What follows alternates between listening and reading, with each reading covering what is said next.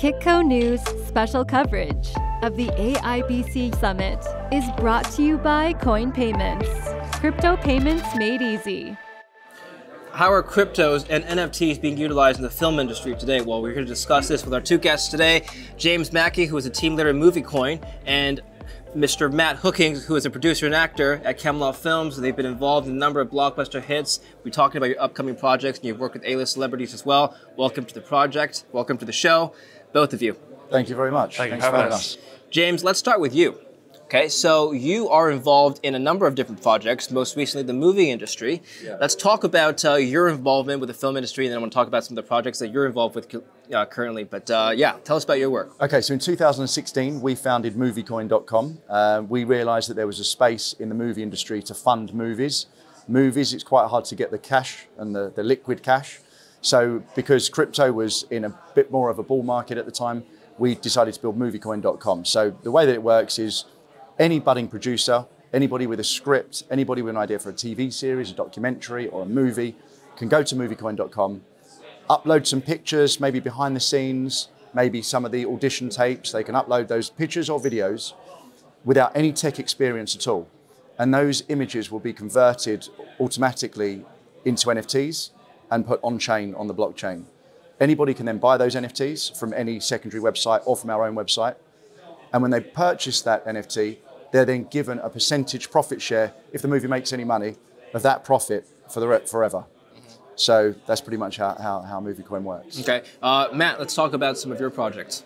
Yeah, so the last project I did in Malta was called Prizefighter, The Life of Jem Boucher, which is, I spent 10 years writing it, produced it, managed to get Russell Crowe and Ray Winston in the film. I played the lead role as well. But I've made 3 or 4 films in Malta here the last 4 years. So I've made a film pre-COVID, during COVID, and after as well. Okay. So it's a bit of a hub here for me. You know, the tax credit is very attractive, 40% tax credit. So you know, if you spend $1 million here, you'll get 400,000 back from the government, which is pretty high. And it's just a great place. So I've been producing and acting for the last 10 years, and I have a production company called Camelot Films in the UK, and then Camelot Media is set up here as well. So me and James came together on the last film because part of Prizefighter was funded using Moviecoin and NFTs. And Prizefighter is on Amazon Prime. Yeah. Right. And what else have you produced from Camelot Films? So I did a horror film here during COVID called The Seed, which sold very well. It's one of the originals on Shudder, which is again, it's through Amazon. Right. And we made a film called The Grand Duke of Corsica here with Timothy Spall, which is weirdly about a pandemic, pre-COVID. So, and I've advised on a couple of other friends that have shot films here. I've also done a bunch of films in the UK as well. But yeah, it's been a busy. I've done 5 feature films in 5 years. So, James, what is your direct involvement with Prizefighter? So Moviecoin. I mean, there's an older story between myself and Matt, which is probably haven't got time for now. He's also an actor in the film. He's an actor. Yeah, he's in disguise. Which role did you play? I actually auditioned for Matt. That's how I met Matt. I auditioned for him and David, who was a director of The Grand Duke of Corsica. So I went into London, in Soho, auditioned for the film. Luckily, I got the part. Yeah. And on set, I just had a right laugh with. we got well together. We ended up living together. It was quite cool. Yeah, we had a really good. He didn't get the part though, did he? No, he did. Yeah, he did. Yeah. I had to give him the part. God, it's been awkward, no? Yeah, I got the part in the film, and then we just become good mates. And I wasn't expecting to meet someone like Matt in the movie industry. I didn't really know what it was about. And then we decided to do a road trip through Italy. Yeah. So we hired a car, 3 weeks, and we just. I mean, it's probably the most I've ever laughed in a 3-week period. So we got on really well. And it sounds like it was a honeymoon. It wasn't. If it is, it's fine. I mean, no judgment. Roses and flowers and everything. You don't know, see his hands going under the table. So yeah, that was that. And then obviously I was building Moviecoin in the back, but it wasn't a finished product really until sort of last year, 2021. So I said to Matt, look, you're making this new film. Please, could you consider for a small percentage of the investment? Could Moviecoin be involved? So Moviecoin was already established before you met Matt? Yeah, but it was, in 2016, it was more of an idea. Okay. 2017, it was sort of, it was really only 2021 when we built the technology stack. Yeah. And it was obviously being around Matt and seeing all these great experiences that I was having made me really want to get into the movie industry more. So yeah, so we built Moviecoin, but as I say, last year was really when it went live. And this year we've just added lots more functionality, you know, where you can actually, you haven't got to go to OpenSea, you can do everything on our own platform. Right, right. I'm just curious as to why you chose to fundraise, where I wouldn't call it fundraising, but participate in this process by issuing NFTs. I mean, in a sense, you're offering a certain percentage of your profits for a return on investment. Yes. I mean, that's kind of like issuing equity, but in a modern day format. Why NFTs in particular was the avenue you chose? Well, you know, NFTs, they've got a bit of a sort of, I think, a stigma in the crypto community around the acronym, right? I remember when I was first got into computers and you'd build a PC, you'd say, I want it with BIOS. You'd have to specifically ask for the BIOS, right? And then after a long time, you didn't need to ask for BIOS. You need to ask for a certain amount of RAM. That BIOS became synonymous with computing. You don't ask for the internet now when you buy a PC. And I think it's going to be the same way with NFTs. They're going to be badged as something different.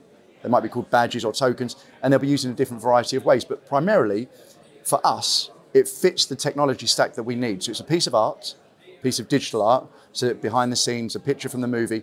I originally wanted it to be frames from the movie, but because, as I've seen, you know, producers have deals with the movie studios, we can't take single frames from the movie because Amazon owns them, right? So we give pictures of behind the scenes. Now that adds to an NFT because it's digital art.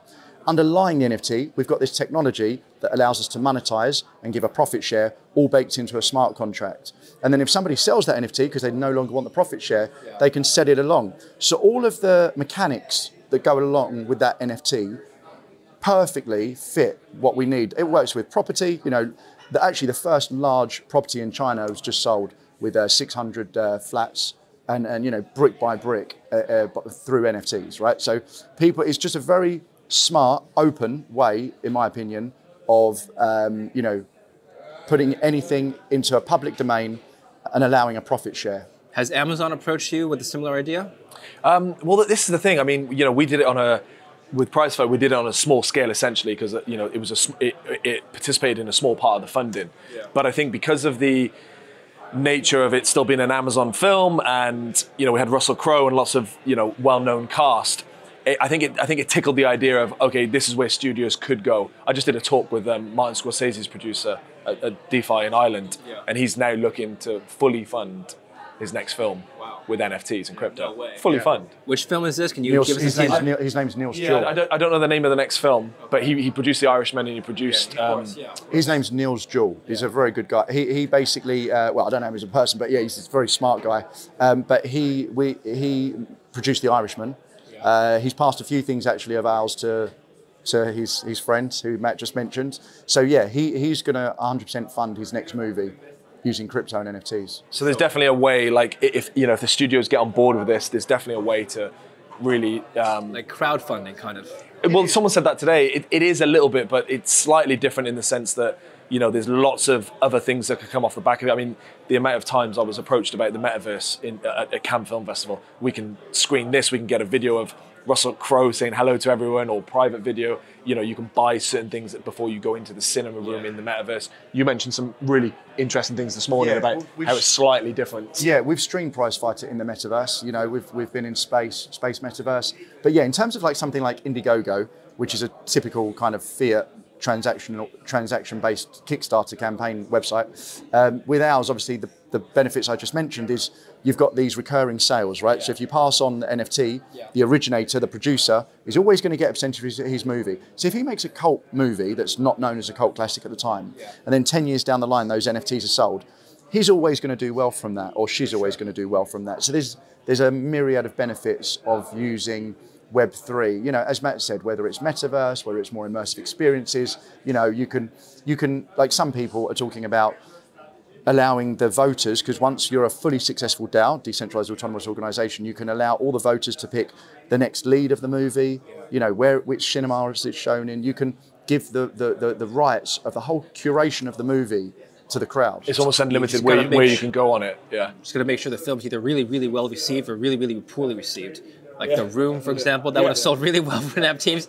Yeah. Well, yeah, and it became a cult hit, and just another thing that was exactly. How does Russell Crowe feel about NFTs? Did you talk to him about this? Do you know what? Weirdly enough, I remember speaking to him and his team about it, thinking that they knew nothing about it. Like, hey, his manager, and saying, hey, Keith, We're maybe looking at doing this. He's like, yeah, we're all over it. We're all over it. They've been doing it with their rugby team in Australia, so they're way ahead of the game. I'd imagine there are probably licensing issues regarding celebrities or even film producers just creating an NFT based on the film because, like you said, there's other parties involved, Amazon, distributors, they all own a piece of the pie. Well, the idea is you get people, you know, involved from the beginning, and you hook them in, because if it does work, then it's a really sustainable way to finance films in the future, and it also gives a bit more creativity. And you can also say to the artist or the actor, look, we're going to give you X percentage of every one that's sold with your face on it. Okay. But we actually had to pull one project down because they couldn't get the explicit written consent and things like that from the actors. So,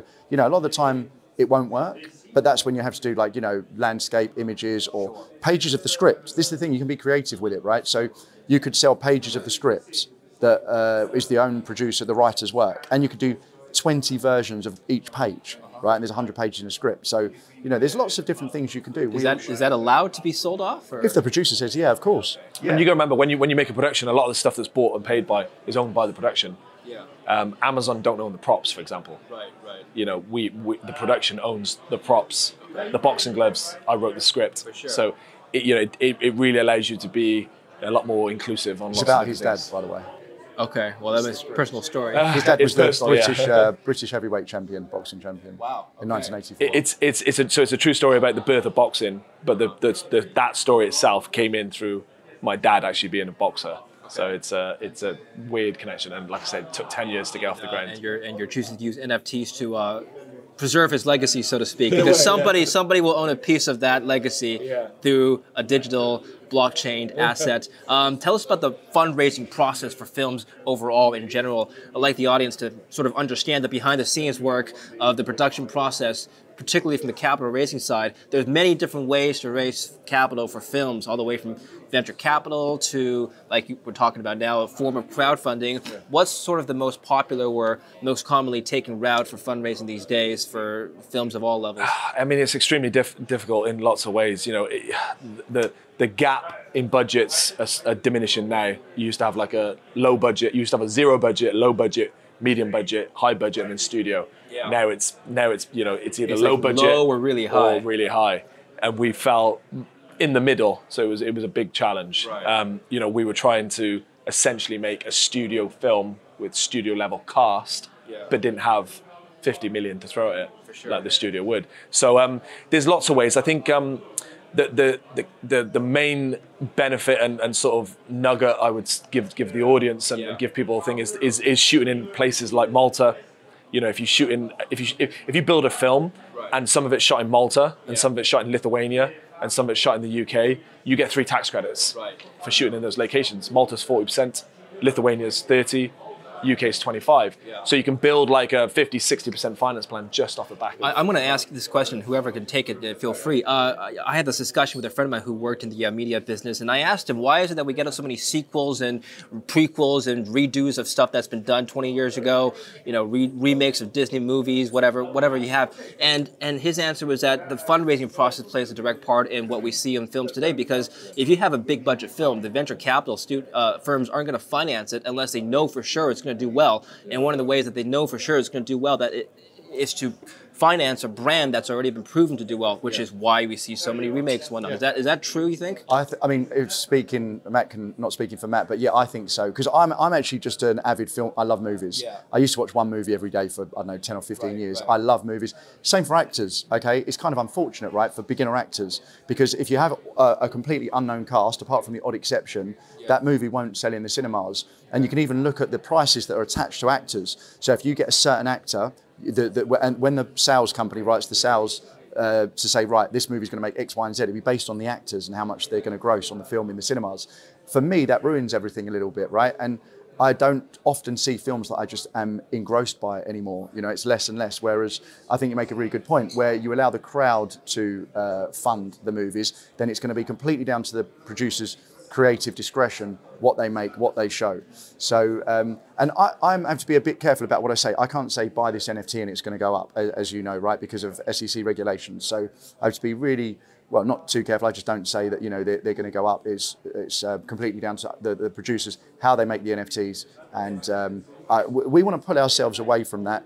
when you were talking earlier on about movie funding, and just be a really good software platform that producers with no tech experience can go to, upload images, get some of the movie funded, and hopefully some people make some money. If not, they're going to be left with some really good artwork at the end of it. Well, that option as well allows, you know, smaller films to get made, because like I said, the gap is getting smaller and smaller. And I was running around for 5-6 years, you know, chasing Harvey Weinstein 6 years ago, when Harvey Weinstein was different in terms of his you know, status then, and no one wanted to look at it at all. No one could grasp their head around the idea of a true story birth of boxing film about the birth of boxing, because it hadn't been done before. Well, let's talk about that movie. How did you, first of all, how did you get Russell Crowe on board? So, I mean, look, it's a bit of a long story, because I was back and forth negotiating with his team for about a year. Yeah. I have a good contact. I used to do stunt performing with a really successful, well-known stunt choreographer, and he's one of the best in the industry. He knows everyone, and people like Russell will go and spend 2 months at his farm rehearsing for a film before the film actually gets shot. So he has a very close relationship with a lot of really well-known actors. So he has a really good list of people that he can just get things to directly. And I just said, look, I've done X amount of drafts. It's ready. You know, you put it in front of someone and they'll bite to it. So I took it to Steve Dent, his name is, and he passed it on to Russell. And then there was back and forth negotiations on, you know, making sure we can shoot here and there, and obviously COVID was happening at the time as well. Yeah. So it was a bit of a juggling act for quite a while. But like James said, with the sales, all they cared about was Russell Crowe being in the film and the script. That was it. Yeah. It didn't matter about me or anyone else. It was just, you know, it was just Russell Crowe. What was the overall budget of this film? Overall budget was about $18 million. Okay, and excuse me, you're selling 20 of these NFTs for Prizefighter. Each of them worth about how much again? $1,000. We've got like there's some that are less, but the 20 that we uploaded last night, actually Jay uploaded last night. They're $1,000 each, and there's 20 of them. And they're exclusive NFTs, never been seen before. Pictures of the cast, the crew, not been used in the film, and a story behind each one written into the smart contract. So obviously these 20 NFTs are going to cover the $18 million budget. What is the purpose then of selling these NFTs? Is it for marketing or is it exposure? I mean, this is like maybe going into too much detail, more of films, but if a film producer raises a certain amount of cash, let's say 10 or 20% liquid cash, it's very easy, much easier then to get the rest of the money, whether it's tax credits, whether it's other investors, whether it's grants. So that first bit of cash is the most important bit. And that's the bit that we want to provide, that important bit that most people can't get. Matt's in a fortunate position. He's made 5 movies in 5 years. It's a lot.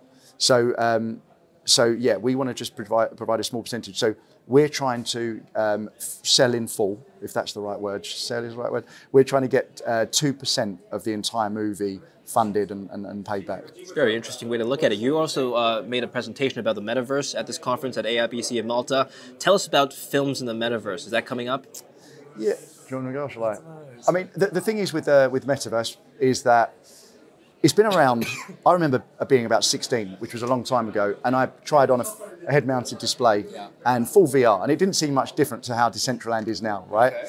So obviously it's much better, Decentraland, because it's doing a lot more things, right? And it's not really fully decentralized. Yeah. These things are stored on IPFS and all these different places. So I remember I made a video actually in 2016 saying how the world was going to change, and by 2020 nobody would have headphones.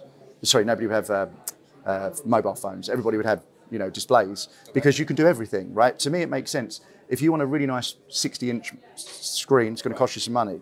You can buy the new Quest 3 or the Quest 2 for $500 from Facebook, the Meta.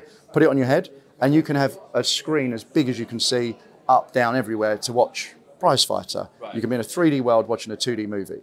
So to me, it makes sense. It would go that way. But what we're seeing with Zuckerberg piling, billions of dollars into Meta and people not being so happy with him about it, is that to walk around with this thing on your head is just too much. Yeah. So Sony and another company have patented soft cell lenses. They're contact lenses, kinetic energy when you blink from your eyes, recharges them, 480-degree playback. When they're, cheap enough for everybody to buy, I think that's when there'll be the turning point of the metaverse. But now it's a bit of a fad kind of thing, really. You know what would be really cool? Because I go watch movies by myself quite often. I don't always go in a group with friends, and it's kind of a hassle to haul myself out of bed or whatever and go to the theater. If I could just put on my goggles and just go to a virtual movie theater and select whatever films I want to watch, that'd be pretty cool. It exists. It exists? Well, it's, you know, I said this on the Metaverse. I said on the Metaverse talk that, you know, Steven Spielberg got it right on the film Ready Player One when that came out in 2018. It's basically that. But I think, you know, we had so many options and ideas in Cannes. Right. People, you know, I met so many people saying, come and let's screen it this in our platform in the Metaverse, and we can go through a museum first, and we can have people buy this and buy that. There was lots of different things. So I like the idea. I think it's still a bit of a way off. Right. I like the idea. It's just the thing for me that like changes everything. You know, I think 50, 60 years ago, you know, people used to say, don't sit in front of a TV. It's too, you know, it's bad for your eyes. Now you're going to be, you know, this close. You're this close anyway all the time with your phone. So I just don't know I don't know how much of the sort of, you know, majority of people will actually start wearing those things. They're feeling it out. You know, Zuckerberg's been in this position before, where he's had to really work on something to push it, right?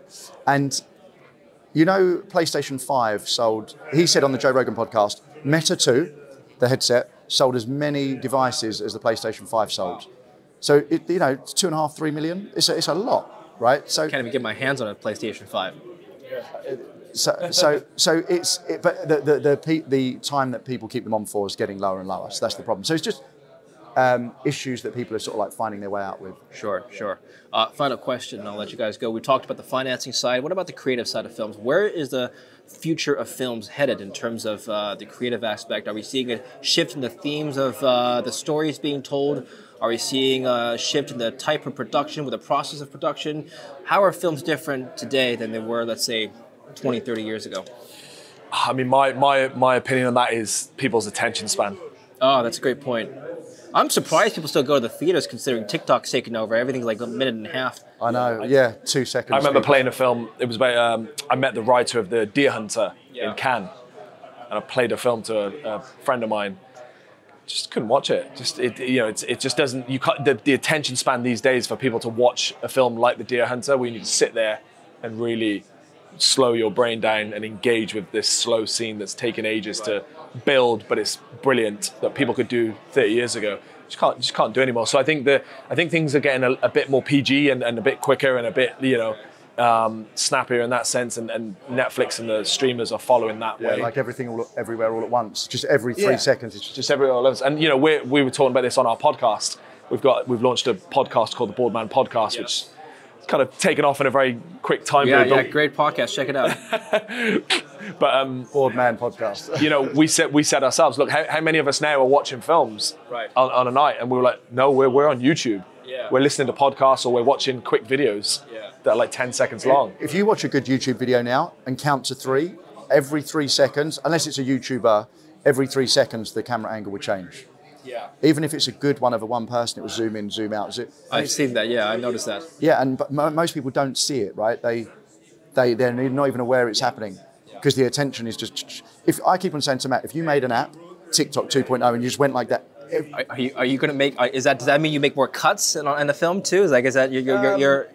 It depends. You know, it depends on the nature of the film and the genre. Have you seen 1914? There was one it supposedly looked like it was one take. All one take. Yeah. I mean, it's not. It's all very cleverly put together. But it's an interesting thing, because it depends on the genre of the film. Yeah. You know, I've made films that, you know, are very fast-paced horror film, and then I've made a slow film in terms of the, you know, let the scenes build, let the shots pan, let it kind of let you feel it a bit more. But at Cannes, and also at the Malta Film Commission down the road, they've got a huge screen, 4K screen, and they'll put any backdrop on it you want. So you asked about the creative process. If you're making a movie, instead of going to Malta or going, I shouldn't say Malta, but going somewhere to film a movie, you can have this backdrop, and all the actors are in it. And it looks real. It looks like you're on the desert. And then they film it, and it looks like a film. It's unbelievable, yeah. So the creative process is changing. It is getting cheaper. And I think with our NFTs for Moviecoin.com, you're actually going to be able to eventually, you know, pick which actors are put in, where the movie's going, which pages the scripts are added. So yeah, it will give the users much more creative control. Is it cheaper or more expensive to CGI everything? More expensive normally. Really? Like if you take a look at The Lord of the Rings, for example, and then if you take a look at the latest Amazon series on the Middle Earth. It feels cheaper, doesn't it? but it's probably more expensive to produce. Yeah, I think it's tricky because, you know, going live on locations are very expensive than having 300 people in different countries like India and UK doing the VFX. But now again, they're backed by tax credits. So, you know, it varies on the type of projects. I've got to let you guys go because it's almost out of time. But finally, favorite film and why? Besides the Prizefighter, which everyone should check out on Amazon Prime. My favorite film is Interstellar. Okay. Yeah, just because I love quantum physics, so it's my favorite film. Yeah, Matt? God, I mean, I've so many films. I know this is a difficult... Yeah, I'll go for Goodfellas just because it's just... Okay. Classic. All right. Absolutely brilliant in every sense. James and Matt, pleasure having you on. Thank you so much. Thank you. And good luck on your film and on your NFT launch. Thanks very much. Cheers, man. Thank you. Thank you for watching Kitco News. Stay tuned for more and don't forget to subscribe. Kitco News special coverage of the AIBC Summit is brought to you by Coin Payments. Crypto payments made easy.